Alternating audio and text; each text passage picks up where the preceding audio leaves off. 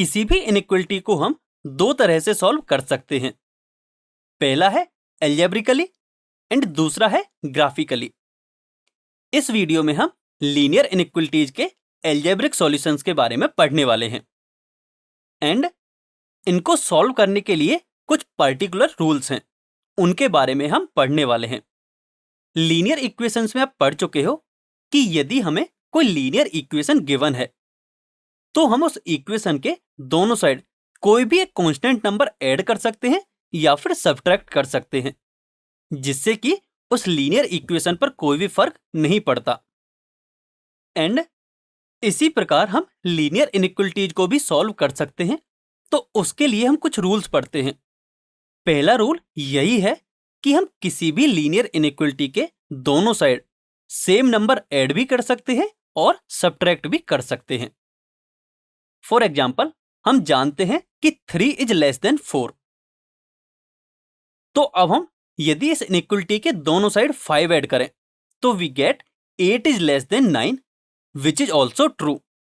तो हमने यहां से देखा कि हम इनइक्वलिटी के दोनों ही साइड सेम नंबर ऐड भी कर सकते हैं और सब्ट्रैक्ट भी कर सकते हैं। अब यदि हम सब्ट्रैक्ट का कोई एग्जाम्पल देखें तो ये एक इनइक्वलिटी है, मान लो कि 3 is less than 4 which is true. अब यदि हम इसके दोनों ही साइड 4 सब्ट्रैक्ट करें then we get -1 is less than 0 and it is also true. अब हम अगला रूल देखते हैं। लीनियर इक्वेशंस में आप जानते हो कि यदि हमें कोई लीनियर इक्वेशन गिवन है तो हम उसके दोनों ही साइड किसी नंबर से मल्टीप्लाई कर सकते हैं, जिससे कि हमारे इक्वेशन पर कोई भी फर्क नहीं पड़ता। तो इनइक्वलिटीज का सेकंड रूल यही है कि हम इनइक्वलिटी के दोनों ही साइड किसी पॉजिटिव नंबर से मल्टीप्लाई और डिवाइड कर सकते हैं। यहां ध्यान देने वाली बात यह है कि जो इनइक्वलिटीज के लिए यह रूल्स है वह केवल पॉजिटिव नंबर्स के लिए है। इसको हम एग्जाम्पल से समझते हैं। माना हमें एक इनइक्वलिटी गिवन है 4 is less than 9 which is true. अब यदि हम इसके दोनों ही साइड 5 से डिवाइड करें तो हमें कुछ इस टाइप की इनइक्वलिटी मिलेगी एंड इसे जब हम सॉल्व करेंगे then we get 0.8 is less than 1.8 and it is also true. That means हम इनइक्वलिटीज में भी किसी पॉजिटिव नंबर से डिवाइड और मल्टीप्लाई कर सकते हैं। यहां यदि आप ध्यान से देखो तो हमने कंडीशन रखी है कि जिस भी नंबर से हम मल्टीप्लाई या डिवाइड कर रहे हैं वह एक पॉजिटिव नंबर होना चाहिए, तभी रूल 2 एप्लीकेबल होता है। लेकिन यदि नंबर नेगेटिव हो तो क्या होगा? तो उसके लिए रूल 3 आता है। लीनियर इक्वेशंस के लिए हम पढ़ चुके हैं कि यदि हमें कोई लीनियर इक्वेशन गिवन है तो हम उसमें नेगेटिव नंबर का डिवाइड भी कर सकते हैं और मल्टीप्लाई भी कर सकते हैं, जिससे कि उसके आंसर पर कोई भी फर्क नहीं पड़ता।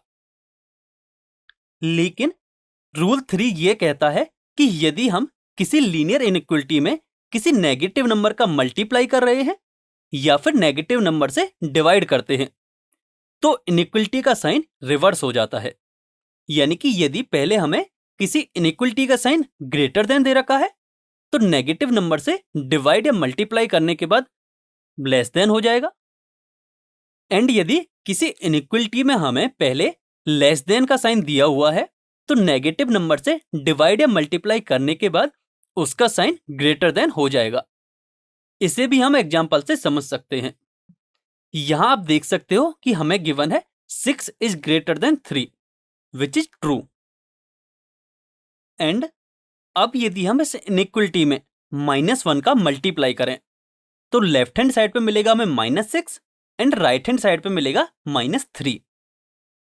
हम जानते हैं कि -3 इज ग्रेटर देन -6, तो कुछ इस तरह का इनइक्वलिटी का साइन आएगा, तभी ये इनइक्वलिटी ट्रू होगी। तो आपने यहां से देखा कि -1 का मल्टीप्लाई करने पर इनइक्वलिटी का साइन रिवर्स हो गया है।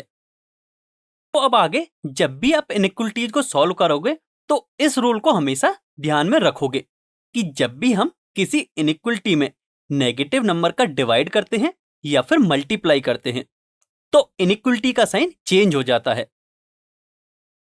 तो आपने यहां से सीखा कि जो रूल 1 एंड रूल 2 थे वो बिल्कुल ऐसे ही थे जो कि लीनियर इक्वेशंस में हम यूज करते थे, लेकिन रूल 3 यहां अलग है। तो अब आगे हम एक एग्जाम्पल सॉल्व करेंगे जिसमें हम ये सीखेंगे कि इन तीनों रूल्स का यूज करके हम इनइक्वलिटीज को कैसे सॉल्व करते हैं। हमें यहां एक इनइक्वलिटी दी गई है, 3 into 1 minus 2x is less than और equal to 2 into x plus 3, और हमें इस इनइक्वलिटी को सॉल्व करना है, यानी कि हमें x की वैल्यूज फाइंड करनी है। तो जिस तरह हम लीनियर इक्वेशंस को सॉल्व करते थे, उसी तरह हम लीनियर इनइक्वलिटीज को भी सॉल्व करते हैं। तो चलिए हम इसका सॉल्यूशन देख लेते हैं। हमें कुछ इस टाइप की एक इनइक्वलिटी दी गई है, तो हम इसे सिंप्लीफाई करके कुछ इस तरह से लिख सकते हैं। अब हम इसे कैसे सॉल्व करेंगे? हम वेरिएबल्स को एक साइड एंड कांस्टेंट वैल्यू को दूसरी साइड ले जाएंगे। उसके लिए यदि हम लेफ्ट हैंड साइड में 3 को सब्ट्रैक्ट कर दें, तो राइट हैंड साइड में भी हमें 3 सब्ट्रैक्ट करना होगा। उससे फायदा क्या होगा? उससे हमें यह फायदा होगा कि लेफ्ट हैंड साइड में हमारा केवल वेरिएबल बचेगा, एंड राइट हैंड साइड में अभी हमें एक वेरिएबल भी मिला है एंड एक कांस्टेंट वैल्यू भी मिली है। तो अब हम इस वेरिएबल को भी लेफ्ट हैंड साइड में ले जाएंगे। उसके लिए क्या करते हैं?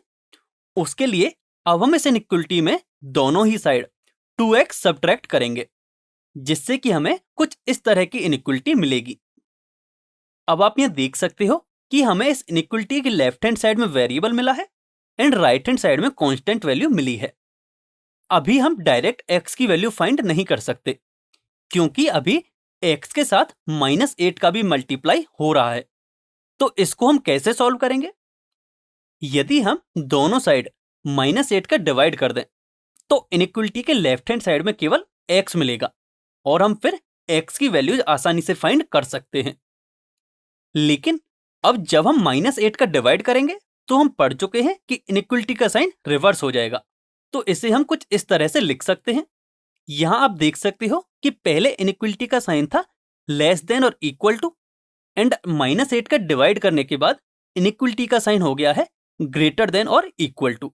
जब हम इसे आगे सॉल्व करेंगे, तो हमें x की वैल्यू मिलेगी x इज ग्रेटर देन और इक्वल टू -3/8।